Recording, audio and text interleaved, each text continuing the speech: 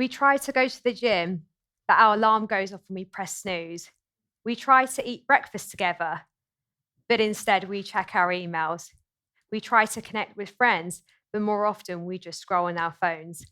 Wake up, coffee, Zoom call, write another email, Zoom call, write another email, Netflix, sleep, repeat. Efficient? Yes. Productive? Maybe. But human? Not really. Because right now, life feels robotic. We use AI to write our essays, to draft our emails, even to think for us. We spend hours at home, barely stepping outside. Our conversations with our friends are condensed to group chats via WhatsApps or social media. But we are losing something essential here: human connection, the shared joy of being together, the shared joy of obviously laughing and spending time with each other. That's what we're losing. When I went to the US, so in 2017, I decided to move out to Southern California for a lifestyle change. I imagined sunshine, opportunity, and also palm trees.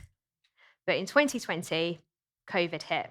Overnight, everything had changed. 4 walls, no colleagues, no community. Things felt lonely. I felt isolated. I got homesick, and eventually I got depressed. My friends and family an ocean away. So 3 years ago, I decided to move back to Worthing to be closer to my friends and family. Although my location had changed, but what came with me was that robotic routine. So what I said earlier: Zoom call, wake up, coffee, write an email, Netflix, sleep, repeat. Connection is in-person human interaction. What we are falling into the trap of is that we believe that connection is hiding behind a screen, but it's not. And this is the mistake we're making, pretending that this is okay. Connection is eye contact, it's body language, it's shared silence. Right now, we're at a fork in the road. If we continue as we are, we will become more and more isolated and lonely as a result. According to the World Health Organization, it raises the risk of early death by 30% when it comes to loneliness. That's equivalent to 15 cigarettes a day. According to Harvard's 80-year study, it actually considers health and happiness, relationships. It's not actually about money or career.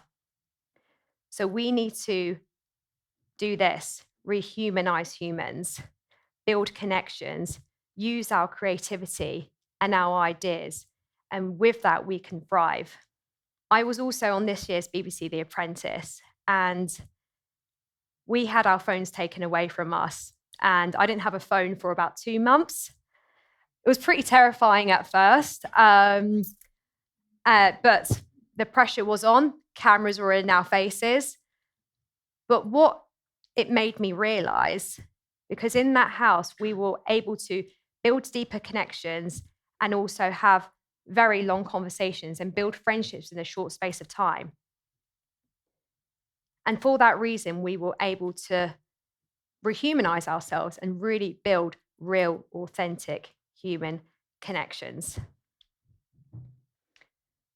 So how can we break from this, what I call the robotic routine? Simply just putting our phones away when we're with friends and family. Easy, right? But what about as a community?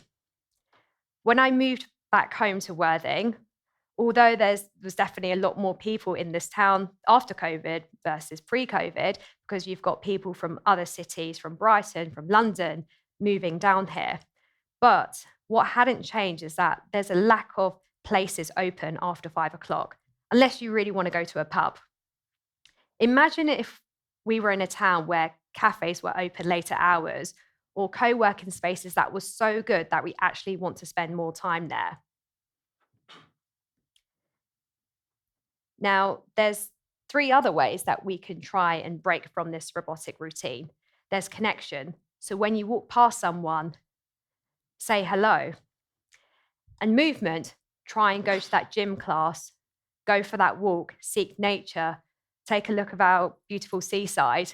And then community, invest in local spaces, make that effort to go and see your friend. Even when you book that client meeting, try and avoid doing that Zoom call and actually make an effort to have that meeting in person, because we need to really try and rehumanize ourselves and break from this robotic routine. Another thing, I fear for our future generation, because right now there's shortcuts everywhere. Everyone's well informed, but they're not wise. And if we carry on as we are, that's not going to be good for our future children. Our brain works like a muscle. If we don't use it, it weakens.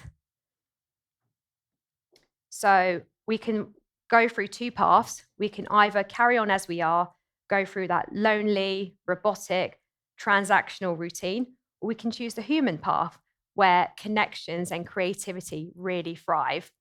So everyone in this room today, we can come together and really start a ripple effect.